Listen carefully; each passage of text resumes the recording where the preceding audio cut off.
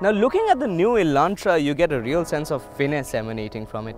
It is an epic show of Hyundai's technological prowess and its quest in providing all the new age buyers with all its new age gizmos. And true to its suave exteriors, the interiors are equally appealing.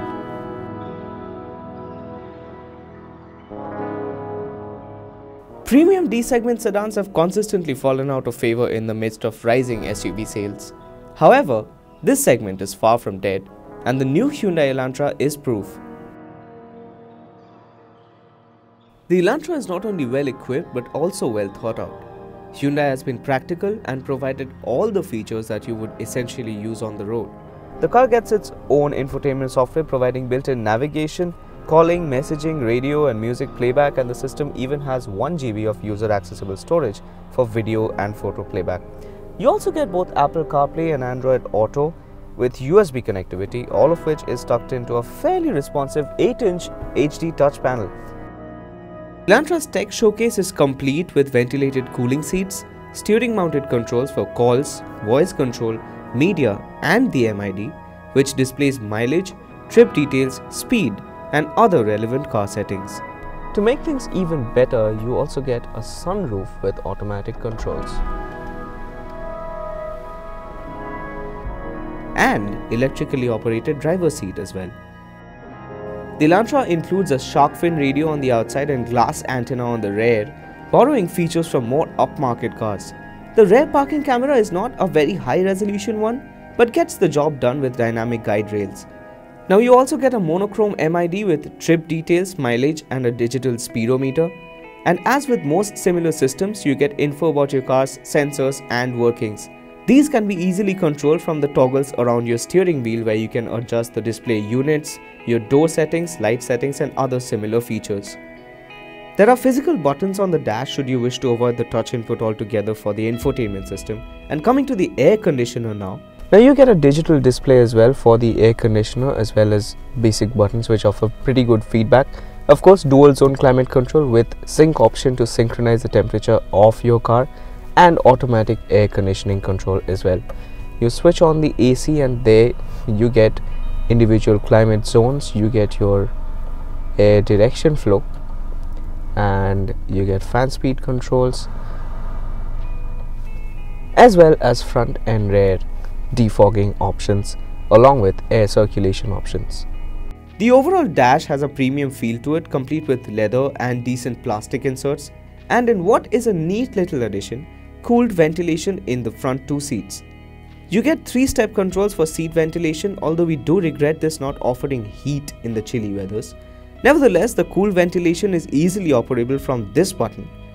Now it's not just the infotainment unit that's intelligent here. The Hyundai Elantra also packs in auto-fold wing mirrors that fold out as soon as you approach the car, safety escort xenon headlamps that turn as per your direction, an electrochromic inside rear view mirror, tilt and telescopic steering, automatic cruise control, 2 illuminated vanity mirrors, automatic driver window, and what we find to be the most interesting among all this, a hands-free smart trunk.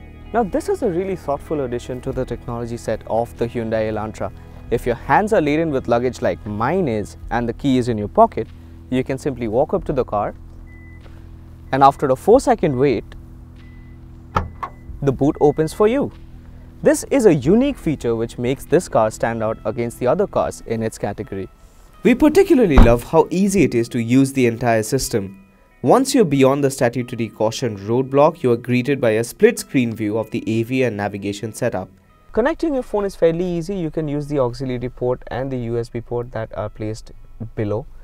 Alternatively, you can use Bluetooth, which is fairly simple. You go to settings where you get all controls for navigation, for sound, for the display, for connectivity with Android Auto and Apple CarPlay, adjust the date and time. You can even choose Hindi since you're in India, and you can even control the keyboard from here. We just switch it back to English. Now pairing the phone is also fairly simple. You go to phone and you go to Bluetooth connections where it will show all your paired devices. You simply tap on add new and you scroll down on your phone. So it just takes barely anytime and you're connected instantly with the system. You can now stream music. You can also set your own phone as your priority device. So if you're paired with 4 devices and 4 of you enter the car at the same time, the phone will automatically connect to the priority device by default. Now when you go back to the main screen, you can stream music from your phone. You can use the phone option to see the call logs, and you can also use the contacts which are now downloading, as you can see. So this makes Hyundai's own system fairly comprehensive, and you may actually not need Android Auto or Apple CarPlay, seeing that all the essential features are already present here. You can also connect USB devices to get to view video and image files. For instance, we get video here, but a resolution is restricted to HD. This is an HD display, and the system does not play over HD video files, which is why the videos over here are not being supported. But yeah, you can also load in movies when you're going on a long drive and enjoy them from the central console, which is a pretty intuitive addition. Now, in case you would still want Apple CarPlay or Android Auto, Hyundai provides you that as well. As you can see, it's fairly easy to connect Android Auto, although you will need to connect your phone to this car via Bluetooth and USB to activate Android Auto. We've just installed the Android Auto app and connected the USB, which has led us to land to this screen. Now this is the welcome screen, which will give you a guide as to what all you can do, how you can use it, and you are all set.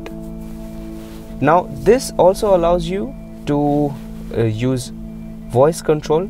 Now voice control can also be used by Apple Siri and of course OK Google over here. For instance, find me the nearest petrol station.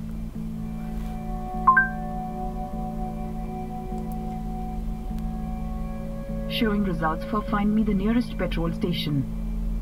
So the best part about Android Auto over here will be how most people will be familiar with this interface. As you can see, this is Google Maps, so you also get traffic information and obviously a familiar interface with this entire system. Most Android users will know this. You can also get your recent places if you've searched on the phone and get traffic information as well on the default layout. Now apart from navigation, you can also go back to your main screen, and as you can see, my home seems to be about an hour and 24 minutes away. That's pretty far, and I also seem to have called myself since I paired this to my friend's phone. Moving on, you can also get your call log along with your contacts as well. So that's how you get access to contacts, and you can return to Hyundai if you want to switch off Android Auto but keep your phone connected. Apart from that, you can also choose music options, although they're all very limited in India. You get Google Play Music by default, but otherwise you get access to Deezer and the likes of Amazon Music and others, with none of which really seem to work in India. That is the biggest problem with Android Auto over here. Apart from that, well, a familiar Android layout, although a very dated layout which looks rather low resolution, and of course voice input that you can use. Pairing with Apple CarPlay meanwhile is simpler. You just plug in your lightning cable to the USB port on your central console and you get access to Apple CarPlay. Tapping it, it is much more responsive than Android Auto, takes much lesser time to load, shows you bigger icons that are easier to use, and of course a familiar iPhone interface, this being the home button. You also get access to your phone calls. With whom would you like to speak? Now one big problem over here is that you get very little graphic information. Most of it is Siri driven. It is here that the Hyundai Elantra's voice controls get activated. Let me remind you once again that Hyundai's own system does not support voice assistants. But yes, it is compatible with Siri and OK Google, even in messages. If you would want to read this message. You have a message from VMMMTRIP. Make my trip. Your registered email with... So you do not get text information over here simply because Hyundai wants to focus on safety and doesn't want to divert you with any kind of drastic text messages that you would get over here. Apart from that, of course, you get support for Apple Music. Apple Maps would also be here in international variants. Apart from that, you do get Spotify, but it is still not supported in India, and tapping on Hyundai takes you back to the main screen. That's as much as you get in Apple CarPlay, which also makes it slightly more restricted than Hyundai's own system, which does give you a more versatile usage range, so to say.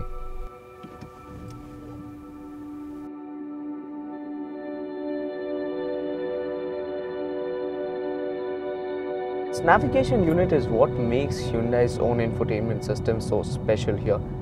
As soon as you switch it on, you're greeted with this split screen view, and you can simply tap on this to open the navigation system. As you can see, we've already used it, so once you open it, it greets you with the previously used destinations. You cancel it and then you get a fairly thorough and accurate view of the roads in Delhi and in general over India.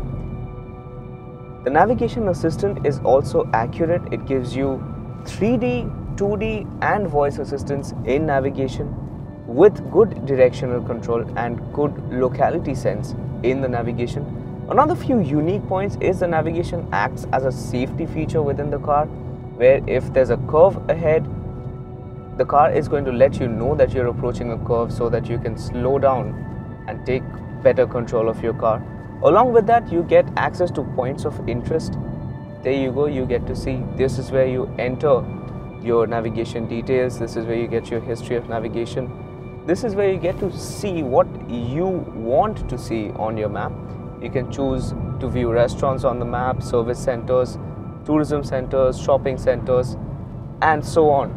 Now this is a really comprehensive nav unit, and we have not yet seen such default nav units in cars. You can also add up to 5 addresses for quick navigation. You can choose home, office and 3 other addresses as per your need. You also get multi-route navigation, which means you can choose multiple stopovers in between your way from office to home, and the car will let you know the best drive possible accordingly. The only unfortunate bit is that it does not give you traffic information.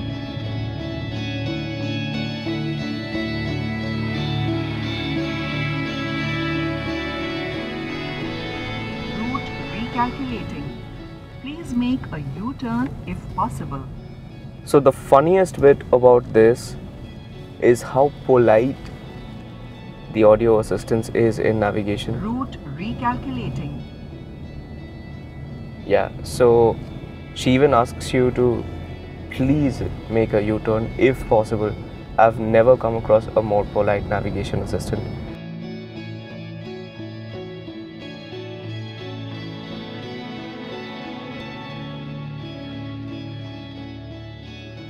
Now when it comes to music playback, you get a multiple options and it's fairly easy to control. You get AUX and USB in the pillar below, and Bluetooth audio that we always prefer.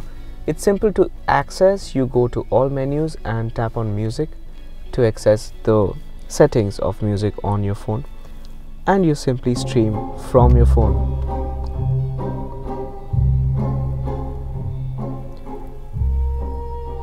Now you also get volume control from this knob here and on the steering, so it's fairly easy to control the volume even when you're driving. And the speakers themselves, there are 4 speakers and 2 tweeters and 1 bass driver. Although they're reasonably wholesome, they're not entirely impressive. The bass seems a little too low, and even the equalizer can't seem to fix that. The audio itself is fairly smooth, but it's still lacking somewhere.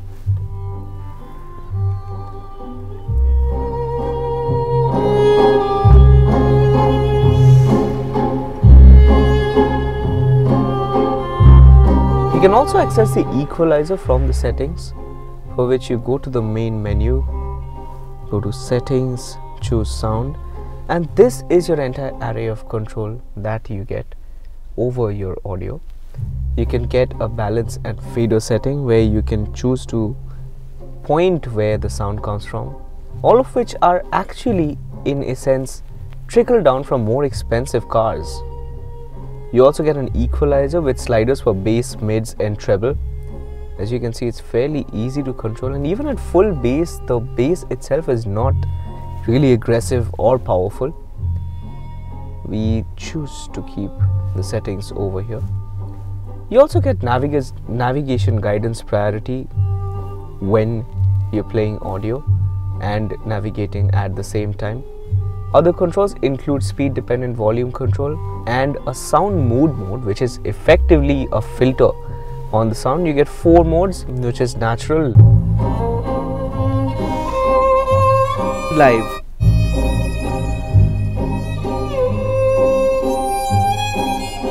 club,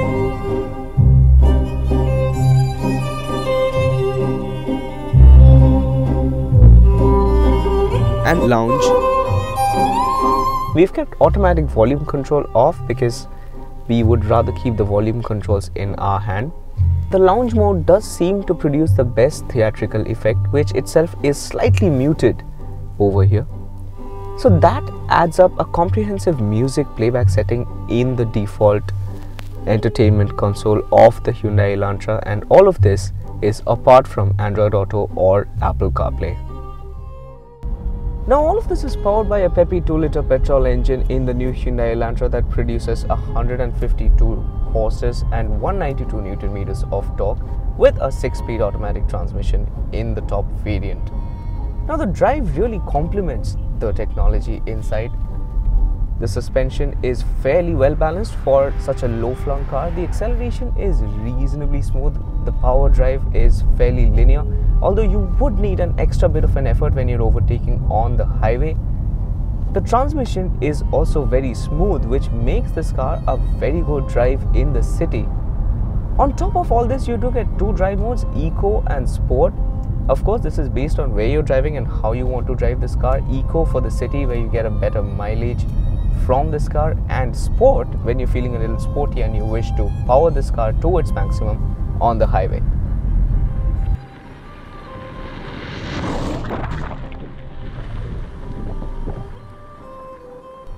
Now most buyers of the Hyundai Elantra will be chauffeured around, so naturally there's a lot of emphasis on the back seat. The seats are pretty comfortable, they're well textured. You can seat 3 over here reasonably comfortably. There's a low pillar here, so not an issue, but knee room won't be that much. But if you're sitting 2, you get cup holders here, a pretty pliant armrest. You can also access the boot from the back seat. Now beyond that, you get a fairly decent amount of leg room. I'm sitting slightly knees up, but I'm 5'11" and I have adjusted the front seat to my height, and even after that I have a decent amount of headroom and a decent amount of knee room as well. I can shove my feet inside here to sit more comfortably. I have a good sitting stance, and in terms of storage, I have front seat pockets, I have a bottle holder here, a cup holder, and all of this combined makes the Hyundai Elantra's back seat a fairly comfortable place to be in.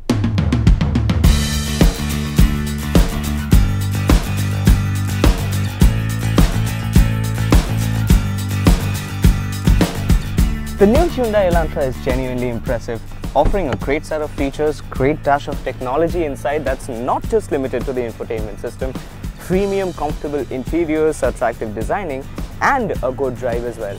The car provides an average of 8.8 kilometers to the liter in the city and 11.2 kilometers on the highway. And with all of this combined, it makes the Hyundai Elantra a truly wonderful experience for the young, enthusiastic, discerning buyer who are looking for premium features within a reasonable price point. That's it here from the Hyundai Elantra. We'll catch you again in another similar video. The new Hyundai Elantra is truly a great experience, offering... Wait, what? It is an epic show of Hyundai's new technological prowess. It is an epic show of Hyundai's technological prowess. And what? On top of all this, you do get 2 drive modes, Eco and Drive. Why am I saying Eco and Drive? You also get 2 drive modes on the new Hyundai Elantra. What the? Even after that, I have a fairly decent amount of knee room. I'm slightly...